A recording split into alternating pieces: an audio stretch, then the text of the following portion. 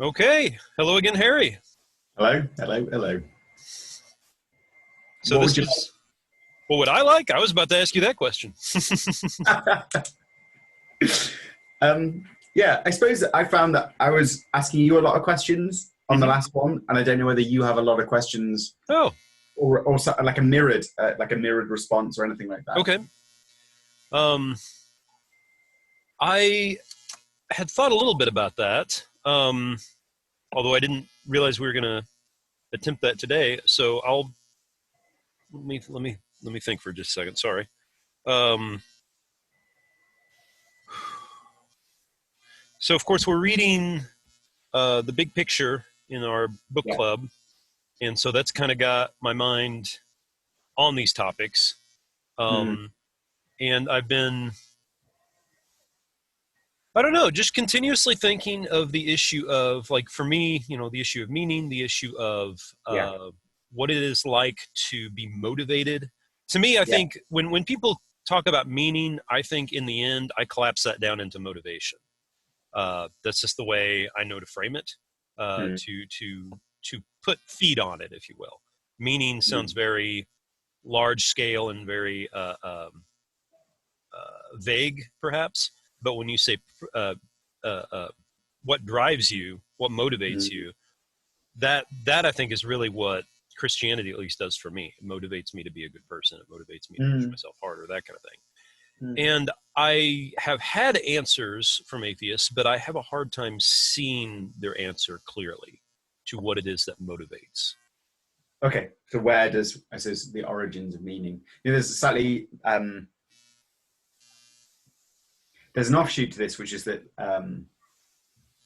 there might not be that there might be a plurality of answers in terms of how to find meaning within things. Sure, So absolutely. it might just be, There's a just be plurality of people, just happens to be.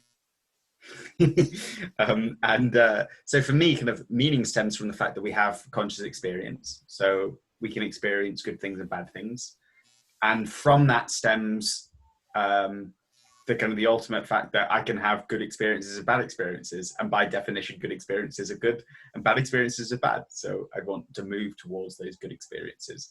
So that I think that's kind of the thing that kind of undergirds everything. Okay. And then from that, you think, okay, how do I navigate from those bad experiences to those good experiences? What do those bad states look like? What is hell in a modern context? What is heaven in a modern context? Hmm. What is what does living a good life mean? What does it do? So how do I strive to reach those states of bliss for myself and for others around me? Hmm. Because it's possible for me to have a torrid time, just like it's possible for me to have a wonderful time. Right. Um, so that's I suppose that's the starting point for me. Yes. Yeah. Okay.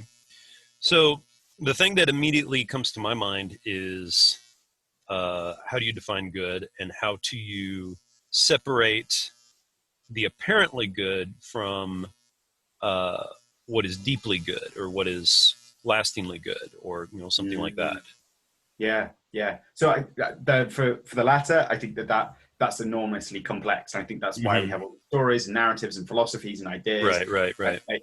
to pass what is actually good and what can actually alleviate suffering and build resilience. That is a tricky question to answer, Hmm. and you're not going to write it on the back of a postcard. So I think that it's something that it's something that we should strive to find, and I think that we can look into all the different religions. I think that we can explore the different philosophies that make it possible to find those particular answers. What was the first one? That was the second one. What was the first So there is the momentarily good, or the apparently good in the moment, or the surface good. one? Like, gosh, this alcohol tastes pretty good, or makes me feel pretty loose. So, or man, this drug, I'm flying. That kind of thing. Yeah, yeah. Like, how do we resist self-destructive patterns? Right. So how do we distribute? Again, I think that's a great question. I think that that's the kind of question that we should be asked. That's the kind of question where we should build institutions on, right? So we Mm, should have we should okay. have Yep. things which help puncture that and solve it and work with it and uh, the the best answer is through experience and wisdom. So people who have gone through those experiences, who know what these different types of experiences are like, and who can say, look, actually, when I was in that space, I found that this didn't lead to a particularly fulfilling or rewarding life or stage or moment. And actually, this other thing I found more rewarding, or I think it would be more rewarding because this is part of our human condition and society, etc. And then we give it a try and we find that actually alcoholism is not a fun way to live, and it doesn't generate good and meaningful relationships. And there's places, borrowing Sam Harris's language, on the moral landscape which are much bigger peaks than those hills. Okay. And so we should try and find those. Yeah. So that's interesting. That sounded like it was starting to get to motivation. Like you have this landscape and you feel challenged perhaps to get to the higher peaks. Does that sound accurate? Yeah. I mean, for me, I just don't, maybe it's my attitude, but I don't understand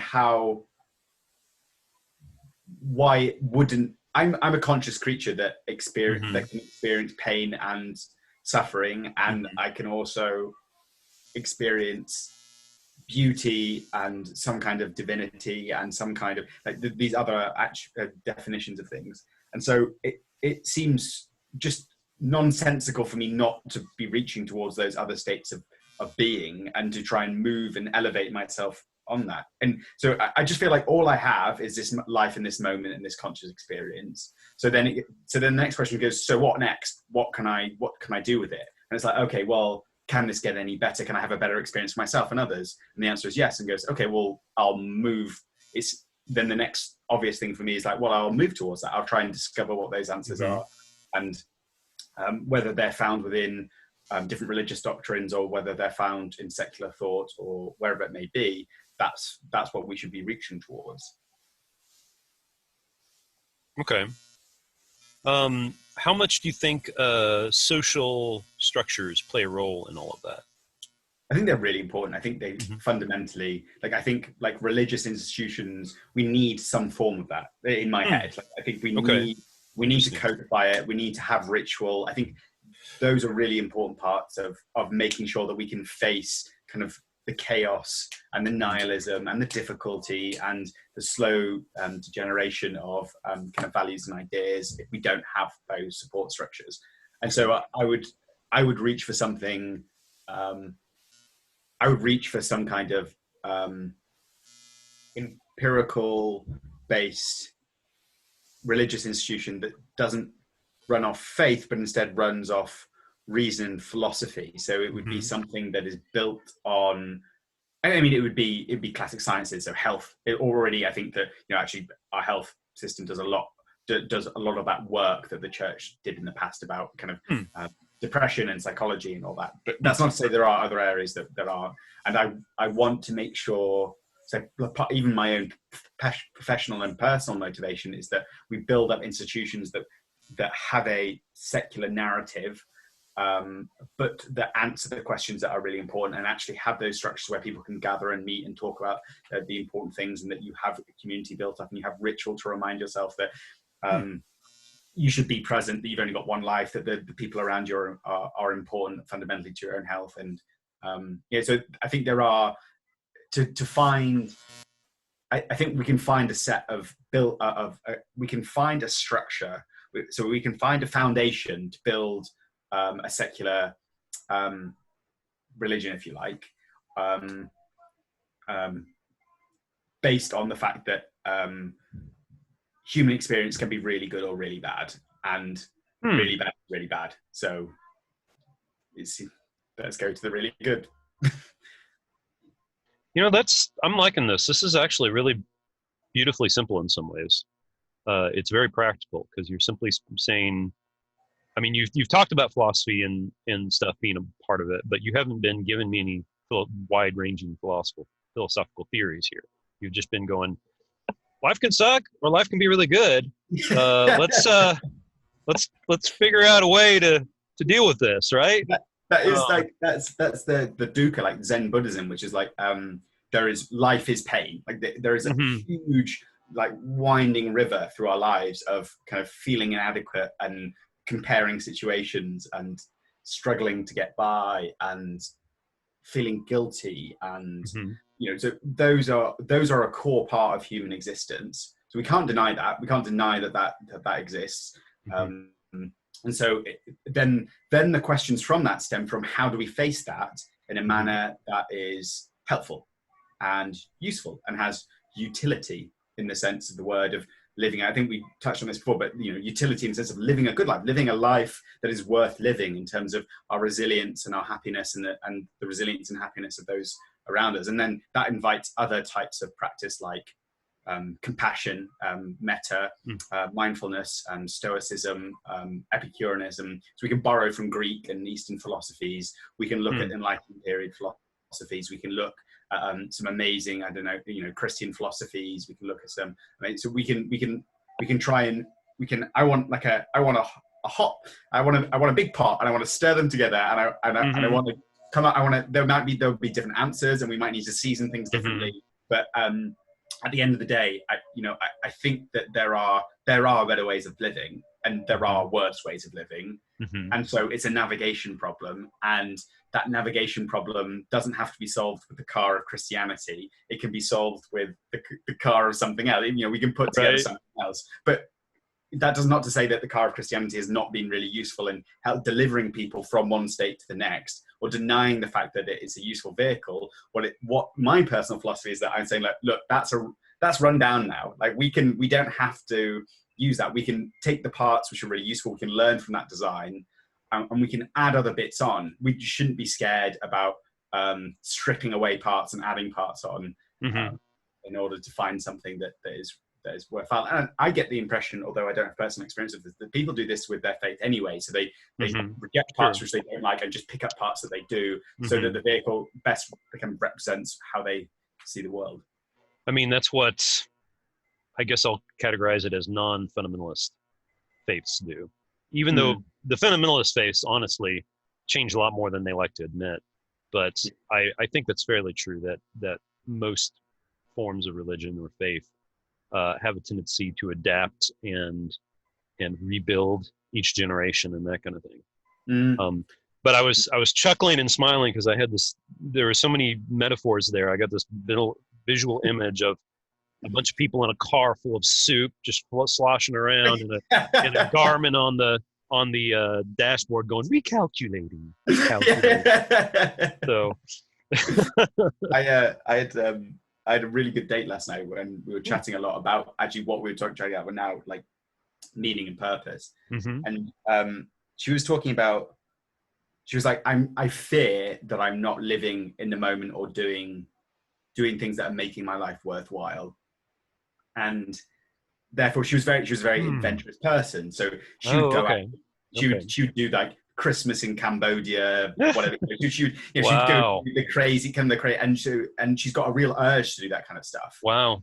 And I'm the complete opposite. I'm like, I want to find the divine in the mundane, like having a coffee with my parents in the garden. Yes. Walking the dogs, divine. So I want to find these different things where she was like, I think that I'm wasting my life. I want to reach for something else. And I'm over here, like, I'm like, I think that we can have divine experiences where we are at right now, whether it be exotic or mundane. And I think that that's another trap that I think religions have been really good in the past at kind of revealing, which is that,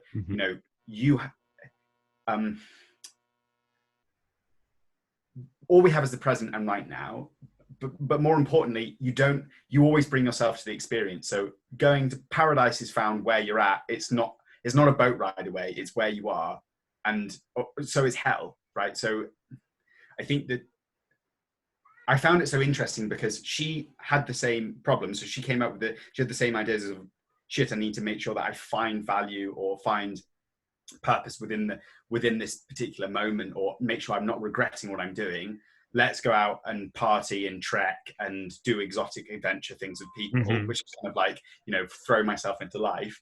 And I had the same thing, and mine is, I don't need to throw myself into life. I need to sit and meditate under a tree and find it where I am. Wow. I don't know whether you have insights into this, but I get the impression that, within both those, you can find within both those, there are problems. And within both those life philosophies, actually, you can still find that purpose that you've been looking for, you can still find enjoyment within it. Mhm. I think so, and I think it's good to go through seasons of both. Mm. I find framing things as a season, which is another kind of religious tradition, Mm. is helpful. I You might know, steal that, actually. That's quite a nice way of there putting you go for it. Because there's this idea that, like for instance, I finished a 90-day fast from video games, almost all caffeine, almost all alcohol. Like I'm saying almost because I wasn't perfect at my fast, it. but so caffeine, alcohol, and video games. Um, and like I played Minecraft with my son a couple of times, and one night I couldn't sleep, and I took a shot of whiskey, that kind of thing. But it it moved a lot of things around for me in ways that my conscious mind can't do. Mm. Like there's these deeper patterns, motivational patterns and structures that had to see me living a different way before they could get on board with them. So I couldn't Mm. just spout these ideas and expect my unconscious right brain processes to pick them up. Yeah. I had to actually embody them for a season. Mm. And the 90 days was hard and daunting, but I was doing it with friends, which again, that brings Oh, you okay. community. Yeah. And it got weird almost near the end, of course, because COVID came in, and we had Mm. to try to do it without actually doing it. But I mean, it was a good season. And in fact, there are habits I established there that I've continued.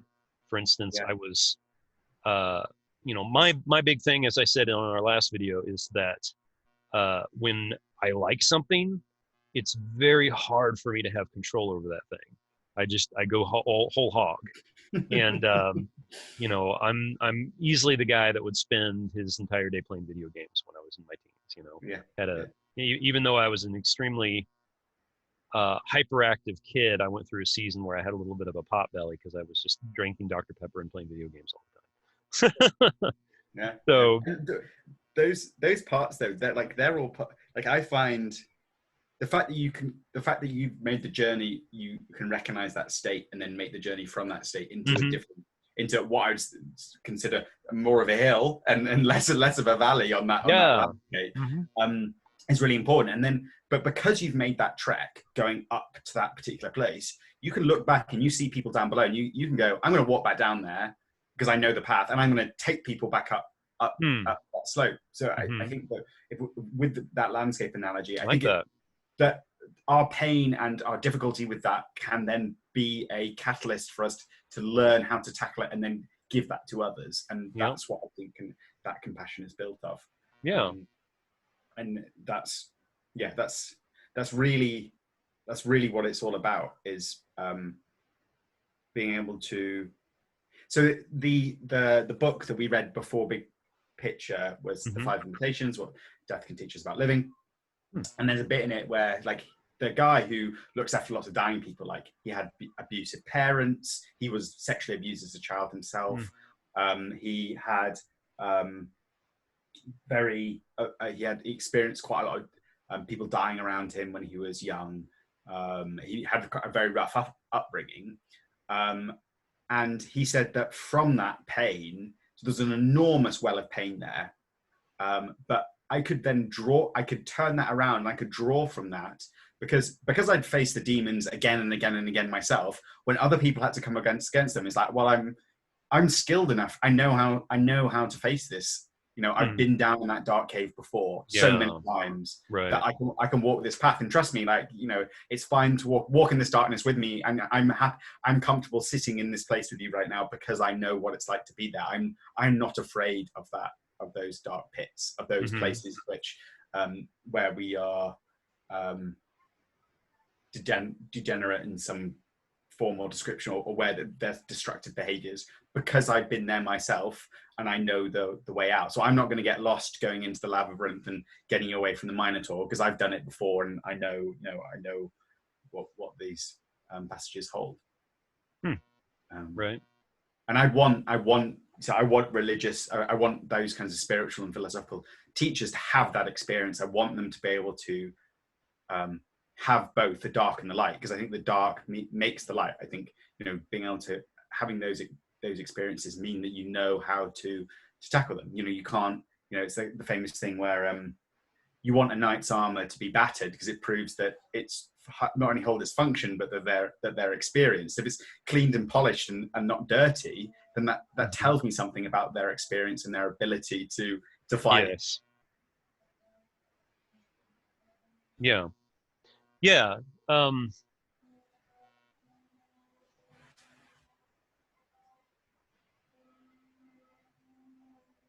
I was just thinking of how how do I say this?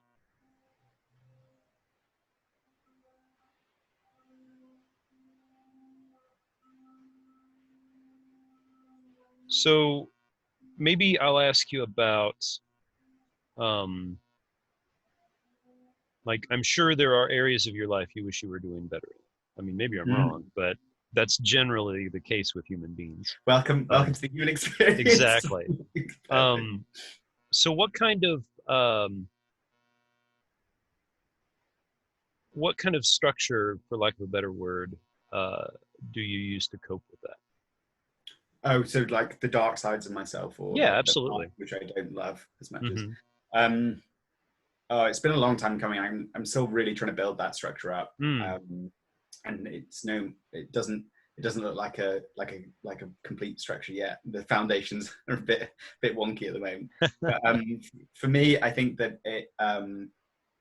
So first and foremost, so I could list a bunch of kind of broad philosophies that I found really helpful. Mm-hmm. So I think number one, Stoicism is a really helpful Mm. school of thought. I Okay. think that I find kind of the Epicurean ideal of simple pleasures really Mm. helpful. Okay. And I find Yep. the Eastern philosophies of becoming what you are, accepting how things are, but finding kind of calm in the storm, and being present have been basically fundamental to having to face those dogs barking. Have been fundamental to facing some of those harder things. And actually, so like the Five Invitations is a bit of a Bible for me. Like it is one of those texts where I'll go back, I'll reread chapters and bits and passages and ideas. And it's kind of, it's secularized Buddhism basically. Okay. But Eastern and kind of that Eastern and Western, the Greek and Eastern philosophies have a lot of crossover in kind of their belief system. So there's actually quite a lot of Stoicism that is in that book as well. Did you say centralized Buddhism? Secularized. Secularized. So, okay, sorry. Sure. Clean from yeah. So that okay. So those I found really really helpful. And then I found Sam Harris and his meditation app and lessons and ideas and philosophies really helpful as well. I think he's an absolute star. So those are where I would like place it. And then the people in my life, it's definitely my mum and my dad. Like they are mentors and people who help me to navigate these really tricky things. And my brother and it's actually my close-knit family that that I'm fortunate enough to have those people in my life, and those people in my life in such a way that they help me to overcome some of the trickier sides of myself, or the sides of myself that I love. And then in terms of practice, I do loving kindness meditation. So, you know, I'll sit down and I'll say, you know, I wish this person free of pain, and do that to myself as well. And then I'll work up to people that I may not like so much, and then, you know, to try and spread it more broadly and increase and stretch that capacity to love. And then I do mindfulness meditation as well to do that. And then I do this kind of stuff, which is kind of what I'd call philosophical Western meditation, where you literally, like Aurelius's meditation, you talk and you chat and you write and you whatever. Well, I don't write, but you know, that kind of that makes a lot of sense. I keep losing my train of thought. I was thinking of how many of those practices are things I've been like, oh, I should look into that more and try that out. And then I find myself also, no, I got to back up. I find myself wanting to try them so that I can be familiar with them, not because I don't feel like I have a practice that is parallel to it. So, and that actually took me a while to recognize that that's what was going on. I would just find this imperative that, oh, you should try meditation. I've got the Sam Harris app on my phone. I've just opened it twice, and that kind of thing. And it's like, man, why obviously you should try this out, Matthew. This is really good for a lot of people. And it's only recently occurred to me that, oh, I have about 6 practices I do every day throughout the day in kind of a random, disordered way that keep me at peace and keep me centered on God. Maybe I'm looking at this the wrong way. Maybe it's not that. I mean, it would be cool to have the time to try all those things out. But my life is really packed, honestly, and and it's more like have a practice. Have a practice is the main thing. I bet if we you can find commonalities between the two. Like, yeah, I think so. meditative practice is similar to basically prayer. At the end of the day, there are parts of it which are pretty much very similar to prayer. So I think there will be some fundamentals there, which I think we might share. That they just, like I said, we just use a different language game, and maybe the way we think about things is slightly different. But the fundamentals of kind of love to ourselves and others, trying to find meaning, trying to find worthwhile meaning, trying to stop us falling into destructive behavioral patterns, and then I think that we just different sides of the coin, but we've got the same objective in mind. Right. Yeah, it's prayer is not just giving a laundry list to God. It's